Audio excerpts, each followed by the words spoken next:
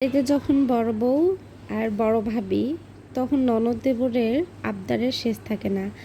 আমি বাড়িতে তালের রস করছিলাম বাসায় নিয়ে আসবো ভেবে, এর মধ্যে আমার ননদ দেবররা এসে হাজির আর এসে বলতেছে, ভাবি তালের পিঠা করে খাওয়ান।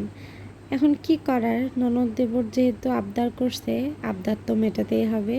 তাই হচ্ছে সব বাদ দিয়ে তালের রস করে নিয়ে এখানে হচ্ছে গমের আটা, চালের গুঁড়ি, তারপর পরিমাণ মতো চিনি, আমি একটু লবণও অ্যাড করছি।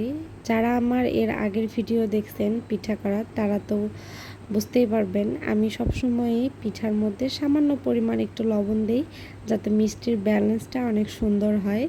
আর এর মধ্যে একটু আমি সিক্রেট মশলাও গুঁড়া দিছি, যাতে একটু টেস্ট হয়, একটা ফ্লেভার আসে, এই কারণে। তো আমি সম্পূর্ণ উপাদানগুলো একত্রে করে একটা ব্যাটার তৈরি করব তালের বড়া পিঠা বানানোর জন্য। আসলে ভাদ্র মাস তালের পিঠা কম বেশি সবার ঘরে ঘরে এখন খাওয়ার একটা প্রচলন চলছে।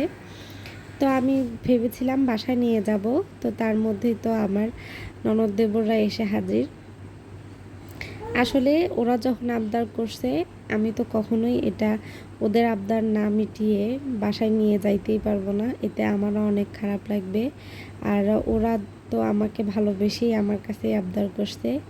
সাধারণত ওরা বাসায় খুব একটা আসে না, যখন আমরা আসি তখনই ওরা আসে। আসলে ভালোবাসার কারণেই হয়তো আসে, ওরাও আমাকে যতটা ভালোবাসে আমিও ওদেরকে অতটাই ভালোবাসি। তো যেহেতু আবদার করছে, ওই রাতেই আবার আমি এগুলো সব গুলাই নিচ্ছিলাম। তখন প্রায় বাজে 7টা সাড়ে 7টার মতো। আমি যেহেতু আমার ফোন দিয়ে ভিডিও করছি, আমি টাইমটা দেখাতে পারছি না। তো যাই হোক, আমি সুন্দর একটা ব্যাটার করে নিছি। তালের পিঠার ব্যাটারটা কিন্তু বেশি পাতলাও হবে না, আবার বেশি ভারীও হবে না। যারা আমার চেয়ে আরও ভালো রাঁধুনি, তারা তাও অবশ্যই ভালো বুঝতে পারবেন বা জানেন, কিন্তু আমার মতো যারা আছেন তাদের জন্য ভিডিওটা একটু উপকারে আসতে পারে।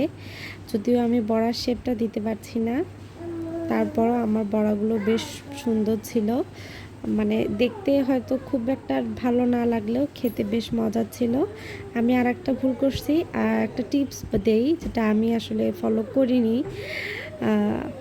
আগে হচ্ছে তেলটা অনেকটা গরম করে নিতে হবে, যাতে হচ্ছে পিঠাগুলো দেওয়া মাত্রই সুন্দরভাবে ফুলে ওঠে।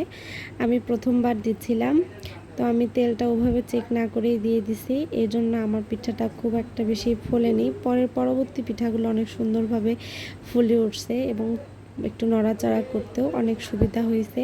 তো আপনারা সবসময় পিঠাটা ভাজার আগে তেলটা ঠিকভাবে গরম করে নেবেন, তাহলে দেখবেন পিঠাগুলো অনেক সুন্দর ফুলে উঠবে। তো যাই হোক, আমার পিঠা বানানো শেষ। পিঠা বানিয়ে আমি একটা মাটির পাত্রে নিয়ে ওদেরকে ডেকে সবাই মিলে একসাথে খাইলাম। পিঠাটা দেখতে যেমনই হোক, খেতে কিন্তু বেশ মজার ছিল।